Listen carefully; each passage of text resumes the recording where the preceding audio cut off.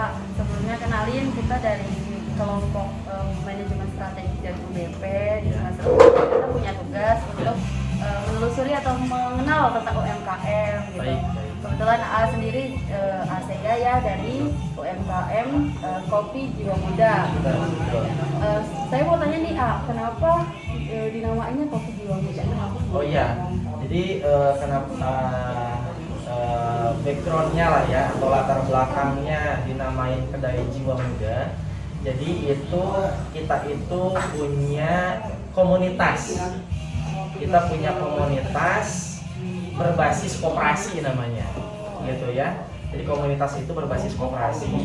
Nama koperasinya itu Koperasi Pemuda Kerawang Sejahtera, gitu. Yang memang berisikannya itu, beranggotakannya itu adalah ya anak-anak muda. Si UMKM, si pegiat-pegiat usahanya itu adalah anak muda. Dari situlah, gitu kan, gimana caranya nama kedainya itu ada muda-mudanya gitu. Ada muda-mudanya itu ya, akhirnya kita angkatlah nama kedainya tuh Kedai Jiwa Muda. Jadi backgroundnya itu, latar belakang itu karena kita punya komunitas berbasis koperasi. Nama koperasinya itu Koperasi Pemuda ya, jadinya udah Kedai Kopi Jiwa Muda begitu. Ceritanya Mbak. Terus kalau visi misi dari Kedai Kopi Jiwa Muda itu apa sih Mas? Iya, ya memang kita visioner ya, asik. Visioner. Kenapa kita ngebangun usaha? Kenapa saya ngomong kita? Memang betul, saya itu adalah ya ownernya. Saya pun bisa disebut juga ya manajernya lah, seperti itu. Cuman kenapa disebut kita? Karena memang ada tim juga di situ. Jadi visi kita ngediriin Kedai Kopi Jiwa Muda ini, gitu kan. Yang pertama itu kita ingin membangun, gitu. Kita ingin membangun atmosfer, kita ingin membangun motivasi, gitu kan, bagi kaum muda mempunyai produk usaha, mempunyai kegiatan usaha, gitu. Jadi global lah, visi itu kan seperti itu, global, gitu kan. Bagaimana anak-anak muda ini visioner, gitu kan, untuk bisa membangun usaha dan juga produk usaha. Nah, ngomongin misinya, gitu kan, turunannya, gitu kan. Yang pertama itu kita menghasilkan, gitu kan, pemberdayaan output ekonomis, gitu kan. Ya jelas lah, ngomongin usaha kita kan ingin mempunyai output penghasilan, gitu ya. Nah, itu misinya. Terus yang keduanya juga, gitu kan, misi yang keduanya juga sesuai dengan filosofi dan latar belakangnya Kedai Kopi Jiwa Muda ini, gitu kan. Misi kita ingin menjadi pionir. Kita ingin menjadi pionir, kita ingin menjadi pembawa untuk anak-anak muda itu bisa berwirausaha. Dan nanti turunannya lagi berwirausaha teh, si anak-anak mudanya juga bisa berkooperasi, gitu ya. Jadi ketika anak-anak muda itu punya motivasi, punya keinginan untuk berwirausaha, terus yang keduanya juga dia sudah mempunyai produk usaha, dan nanti arahannya itu dia bisa berkooperasi. Itu yang keduanya. Yang ketiganya, gitu kan, yaitu ingin membantu, ingin berkontribusi menciptakan lapangan pekerjaan, gitu. Jadi kita di sini rekan-rekan kita itu kan ada yang masih mahasiswa, ada yang baru lulusan SMA, SMK, gitu ya. Nah, kita pengen, gitu kan, mereka punya gairah, punya keinginan untuk bisa berwirausaha, gitu. Nah, itu sih ngomongin soal visi misi kita, gitu kan, lebih ke motivasi aja ke anak-anak muda punya keinginan untuk wirausaha. Nah, gitu.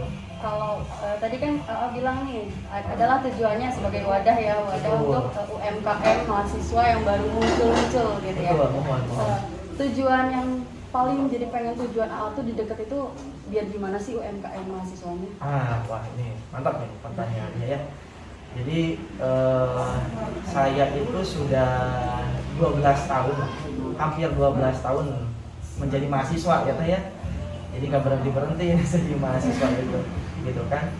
Dan saya lihat mereka itu, gitu kan, fenomenanya. Nah ini jadi seperti apa namanya, seperti kita membangun atau membuat apa namanya studi kasus lah ya, atau karya ilmiah atau skripsi gitu ya. Fenomenanya teman-teman muda kita ini itu output bersekolah atau output berkuliah itu ingin bekerja, rata-rata seperti itu gitu kan.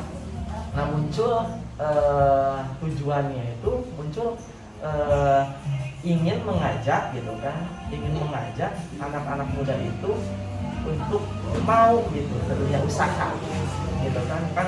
Kalau di kampus juga kan ada DUDI ya, dunia usaha, dunia industri. Oke lah, mudah-mudahan atau ya nggak muluk-muluk, dunia usahanya 50%, dunia industrinya juga 50%. Nah ini sih sesuai dengan tadi visi misi kita ingin menjadi pionir, kita ingin menjadi perintis gitu kan, bagi anak-anak muda bisa mau berwirausaha. Nah begitu sih, jadi tujuan utamanya mah ingin ngajak anak muda berawal dari melihat fenomena anak-anak sekarang itu lebih ingin itu bekerja. Nah gitu, dan juga mungkin ya ingin menciptakan lapangan pekerjaan baru buat teman-teman yang lain untuk bisa berwirausaha. Oke, di kedai kopi Jiwa Muda ini kan pasti pengen berkembang dong, Betul, pasti pengen untuk kedepannya tuh pasti harus ada inovatif, Betul. kreativitas baru ya. Semua. Jadi tujuan kedepannya itu biar gimana caranya usaha kita ngembang gitu, dan bisa ngapain aja sih usaha kita kedepannya gitu. Betul. Jadi inovasi kreativitas itu bagaimana kita bisa inovatif memasarkan, sebetulnya mas seperti itu. Jadi yang tadi bilang saya kan manajemen strategik kan seperti itu. Ya salah satunya inovatif marketing seperti itu. Jadi kedepannya gitu kan, bagaimana kita bisa kreatif dan inovatif untuk memasarkan produk dari kedai kopi Jiwa Muda ini. Gitu, dengan cara apa? Gitu kan, dengan cara kita bisa aktif untuk marketing digital. Itu yang pertama. Kita aktif untuk marketing digital. Gitu kan, dari apa? Simpelnya ya dari media sosial, dari platform digital. Dan alhamdulillah salah satu produk usaha dari kedai kopi Jiwa Muda ini kan kita punya kopi ya. Kopinya ada botolan dan juga kopinya ada kopi biji. Nah, kita pasarin lah di situ dengan platform digital, itu kan salah satu inovasi kita. Terus yang keduanya juga salah satu apa namanya gaya marketing kita itu masuk ke produk-produk kita itu masuk ke galeri oleh-oleh Karawang, gitu ya. Di Karawang ini punya pusat oleh-oleh, punya galeri oleh-oleh, gitu kan. Salah satunya ada di kantor dinas koperasi. Nah kita masuknya di situ. Selain memang galeri oleh-oleh juga kita masuk ke perhotelan. Nah gitu. Karena kita juga ngangkat lokal produk ya, kopi ini, kopi Karawang, kopi Sanggabuana Karawang, gitu kan ya, kita masuk ke perhotelan. Nah, terus yang ketiganya juga normatif lah teman-teman, seperti halnya promo, diskon kan seperti itu ya. Nah itu mungkin gaya-gaya kita gitu kan dalam rangka untuk menginovatifkan marketing. Jadi tujuannya itu adalah marketing, gaya-gaya marketing yang inovatif. Yang pertama itu adalah platform digital, marketing digital marketing gitu kan. Terus yang keduanya juga kita ada masuk ke apa namanya produk-produk kita masuk ke galeri oleh-oleh, ke hotel-hotel. Terus yang ketiganya gitu kan kita membangun diskon gitu kan, terus bikin kegiatan. Kita setiap minggunya bikin kegiatan di sana, namanya kedai koperasi. Salah satunya kedai koperasi ya, sambil masarin produk kita. Nah itu sih gaya-gaya marketing kita salah satunya. Kedai kopinya sendiri itu sekarang udah punya berapa karyawan? Nah kalau untuk karyawan yang tadi tim itu ya gitu kan, kita baru ada 2 orang gitu kan, baru ada 2 orang. Jadi ada yang memang stay di situ, kita buka dari siang sampai malam di sana gitu kan. Jadi untuk karyawannya sendiri di sini ada 2 orang gitu. Karena 2 orang ya, semoga besok bertambah lagi. Amin, mudah-mudahan dia, dan itu masih mahasiswa. Ada mahasiswa UBP juga, si Gilang satu, si baristanya juga satu. Keuangannya gitu nih Mas. Keuangannya itu kira-kira sehari itu bisa berapa ya Mas penjualannya tuh? Oke, siap. Nah, kita dengan operasional dari siang sampai sampai malam itu ya. Dan memang kita saat ini tuh produk kita itu ke minuman ya, ke minuman dan minuman juga minuman kopi. Jadi kita minuman kopi. Jadi yang lain, ketika yang lain ada produk-produk yang lain ya, es teh manis misalkan atau apa gitu, es jeruk, kita mah kopi kan? Kopi cuman macam-macam kopi itu ya. Ada tadi americano, ada kopi susu, ada V60, ada Vietnam. Kita itu kurang lebih bisa 30 gitu kan. Kita itu kurang lebih dari per hari itu kita bisa 30 cup. Artinya dengan harga yang variatif lah, variatif namun juga normatif juga. Jadi termahal tadi kan ada mahasiswa mah kurang lebih 12.000. Artinya kan kalau 12.000 gitu kan dikali 30 cup, alhamdulillah kita 200 sampai 300 sampai 400.000 kita per hari. Jadi pokoknya 30 cup kali 12.000 aja gitu. Kalau pembukuannya tuh dicatat apa cuman sekedar itu aja sih Kak? Ya.